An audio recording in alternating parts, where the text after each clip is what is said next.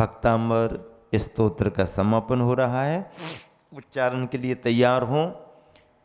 स्तोत्र सृजम तव जिनेन्द्र गुणैर्निबद्धा भक्त्या मया रुचिर्वर्ण विचित्र पुष्पा धत्ते जनो यैः कंठे गता में जस्रम तम्माने तुंगे मवसा समुपैति लक्ष्मी।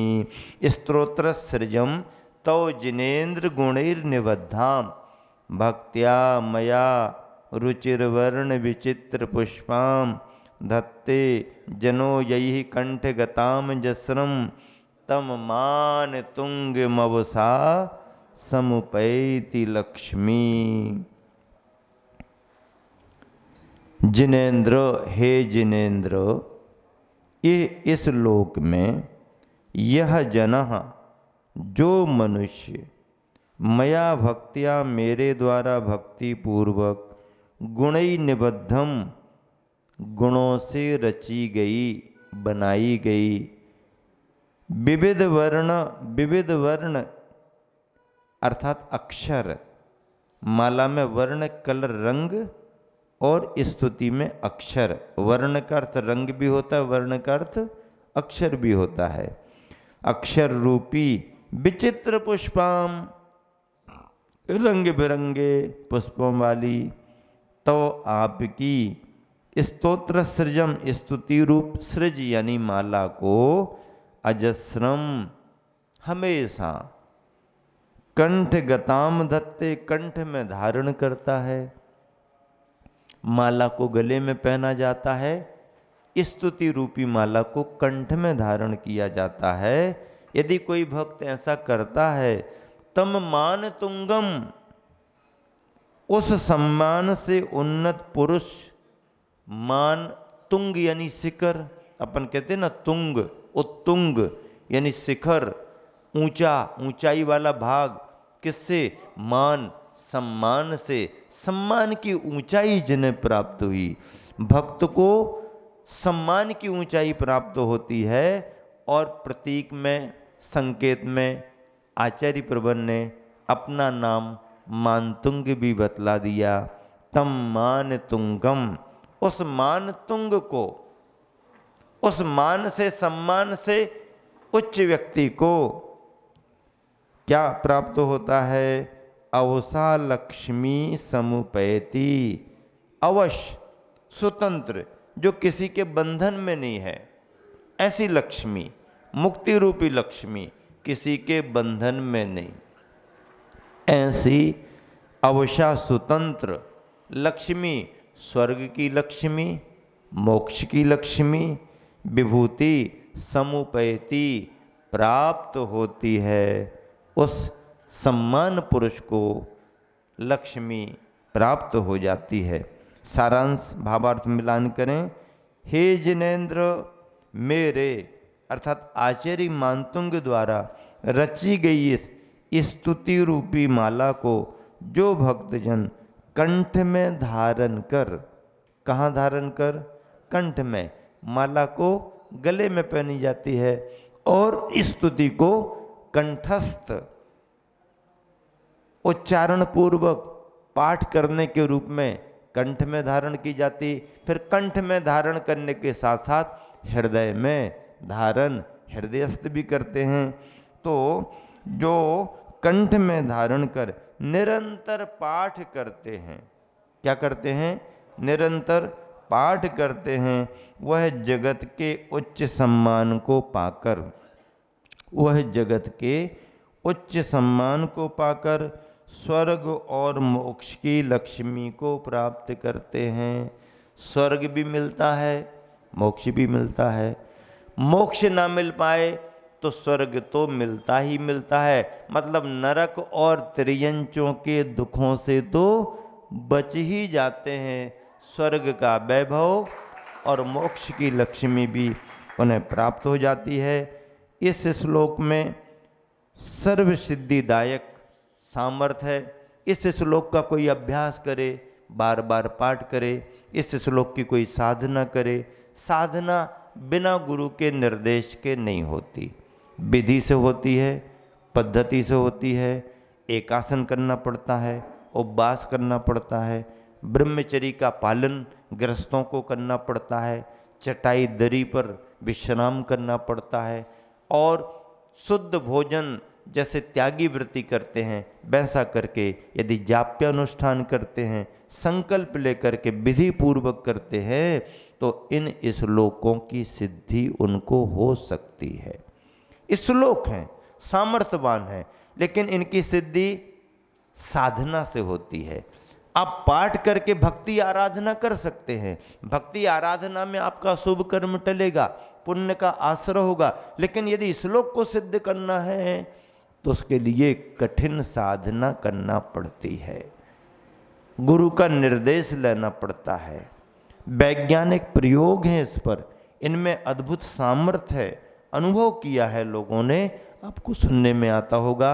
जिस तरह से इस श्लोक की सिद्धि में यदि कोई साधना करता है तो सर्व सिद्धिदायक सामर्थ्य है, और रिद्धि मंत्र है ओम ह्रीम ह्रम अक्षीण महालय रिद्धे, अक्षीण महालय रिद्धि प्राप्तेभ्यो नमः। अक्षीण महालय रिद्धि, महालय आलय यानी निवास स्थान, स्थान छोटा भी हो, इस रिद्धि से संपन्न, ऐसी रिद्धि से संपन्न मुनिराज यदि जंगल में किसी छोटी जगह में, छोटे से स्थान में, गुफा में बैठे हैं, कोई कंदरा में, कोई कोटर में बैठे हैं, छोटी जगह है, महाराज ने पसंद कर ली, हमारे हिसाब से पर्याप्त है। अब उतनी छोटी जगह में यदि 2, 4, 10 दर्शनार्थी पहुंच गए दर्शन करने, तो वह अंदर जाकर के जगह प्राप्त कर लेंगे। 150 पहुंच गए, वो भी उसी जगह बैठ जाएंगे। हजारों पहुंच गए, वो भी बैठ जाएंगे। यहाँ तक कहा गया है कि उस गुफा में जहाँ पर 10, 5, 15 लोगों को बैठने की जगह है, यदि चक्रवर्ती का कटक सेना भी पहुंच जाए तो सेना भी रिद्धि के प्रभाव से बिना किसी बाधा के, बिना किसी बाधा के, बिना किसी व्यवधान के आराम से वो सारे सदस्य बैठ सकते हैं। अक्षीण महालय रिद्धि का प्रभाव है। ये रिद्धियां रत्नत्रयधारी निर्ग्रंथ मुनियों को होती हैं, सभी को नहीं होती हैं। लाखों करोड़ों में किन्हीं विरले मुनि को हो जाए। इस काल में, पंचम काल में किसी को नहीं है, किसी को भी नहीं है। सामान्य से साधना की सामर्थ्य हर मुनि को आ सकती है, वचन सिद्धि हो सकती है, करुणा के भाव से सामने वाले का काम बन सकता है, उनके पुण्य से, उनके आशीर्वाद से काम हो सकती है, बात तो लगे। ये पंचम काल में आज भी संभव है। मुनियों को, आचार्यों को, उपाध्यायों को वो सामर्थ्य आ सकती है उनकी साधना के बल पर, लेकिन ये रिद्धियां कलिकाल पंचम काल में किसी को भी नहीं है। महान महान रिद्धियां हैं ये, तपस्वी मुनियों को होती हैं, घोर घोर तपस्यरण करने वाले मुनियों को होती हैं।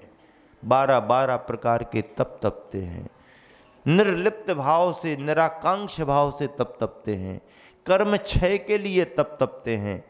रिद्धियों पर जिनका ध्यान भी नहीं है, रिद्धि पाने के लिए जो तपस्या नहीं करते हैं, मुक्ति पाने के लिए, निर्वाण पाने के लिए जो तपस्या करते हैं, बिना स्वार्थ की तपस्या करते हैं, बिना दिखावे की, बिना प्रलोभन की, बिना अतिशय चमत्कार दिखाने की जो तपस्या करते हैं।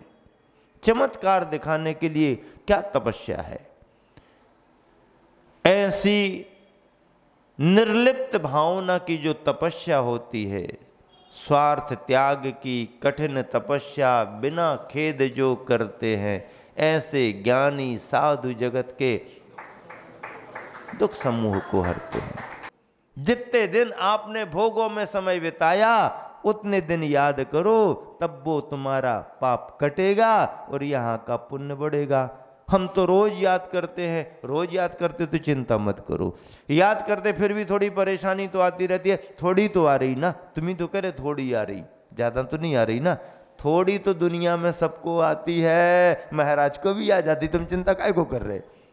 इसलिए तो कहते हैं प्रथमान योग के ग्रंथ पढ़ो ना, सीता को परेशानी आई, अंजना को परेशानी आई, चंदना को परेशानी आई, सोमा सती को परेशानी, सबको परेशानी आई ना। अनंगसरा को परेशानी आई, नीली को परेशानी आई, रेवती को परेशानी आई, उर्मिला को परेशानी आई, किसको परेशानी नहीं आई? चक्रवर्तियों को परेशानी आ जाती है, राजा महाराजाओं को परेशान, सेठ सुदर्शन को परेशानी आ गई, श्रीपाल को परेशानी आ गई, किसको परेशानी नहीं आती? रामचंद्र जी को परेशानी आ गई, श्री कृष्ण जी को परेशानी आ गई, महावीर को परेशानी नहीं आई थी क्या? मुनि अवस्था में उन पर उपसर्ग हो गया। पारसनाथ पर मुनि अवस्था में उपसर्ग, तीर्थंकर को उपसर्ग कैसे होगा? भैया कर्म किसी को छोड़ते नहीं है, लेकिन विश्वास रखना, छोड़ते तो नहीं है, लेकिन धर्म ही कर्मों पर विजय दिलाता है। धर्म ही परेशानी से छुटकारा दिलाए, अभी दिलाए, आज दिलाए, कल दिलाए, कभी भी दिलाए।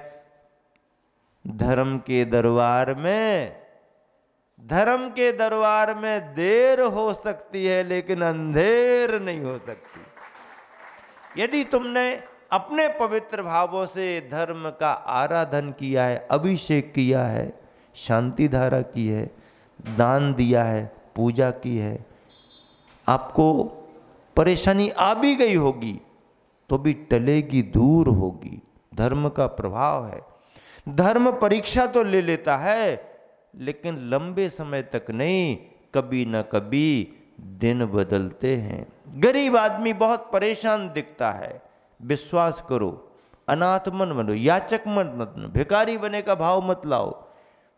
जैन कुल में जन्म लिया है, अशुभ कर्म आ रहा है, टलेगा। नमोकार पर विश्वास रखो, खान पान की शुद्धि रखो, भावों पर पवित्रता रखो, जितना बनता उतना करो, नहीं तो भावना चाहिए। अनुमोदना करो, अनुमोदना, अनुमोदना हम नहीं कर पा रहे, हम नहीं दे पा रहे, हम नहीं कर रहे। अनुमोदना यदि शुरू कर दी तो अनुमोदना का पुण्य तुम्हें संपन्न बना देगा। और आज अनुमोदना कर रहे हो, कल के दिन तुम्हारे हाथों से पवित्र दान शुरू हो जाएगा, पवित्र दान शुरू हो जाएगा। अनुमोदना से पुण्य कमाना शुरू करो। जैन कुल में जन्म लिया है, परिस्थिति कोई भी हो, धर्म पर विश्वास रखो, टलेगा कर्म, क्यों नहीं टलेगा? ये पुण्य कम है क्या कि जैन कुल मिला है? साधन नहीं मिले कोई बात नहीं, पर पर्याय तो मिल गई, कुल तो मिल गया, देव शास्त्र गुरु की शरण तो मिल गई, अहिंसा का, वीतरागता का धर्म तो मिल गया।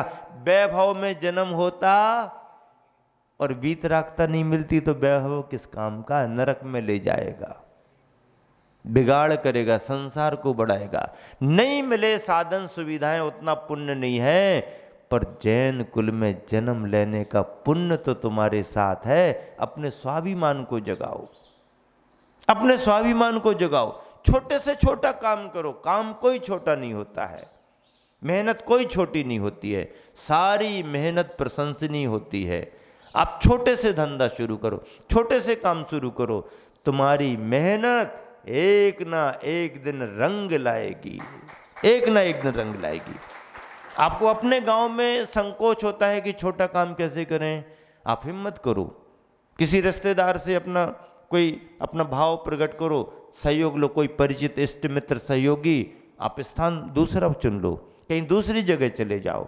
आप जहां जाओगे, यदि आपके साथ धर्म है तो वहां तुम्हें अनुकूलता बनेगी। लोग, ऐसे इतिहास है, भारत के उद्योगपतियों का इतिहास, देश विदेश के उद्योगपतियों के घर में, गांव में गुजर बसर खत्म हो गई, परेशान, छोड़ छाड़ करके थोड़ा सा लेकर के गए, इधर उधर गए, मेहनत करी, ईमानदारी से मेहनत करो।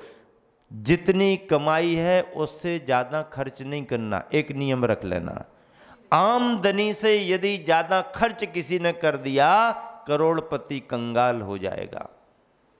और आमदनी में से सीमित खर्च यदि आप करते रहे, कुछ अपने लिए कुछ धर्म के लिए, तो कंगाल भी देखते देखते करोड़पति हो जाएगा।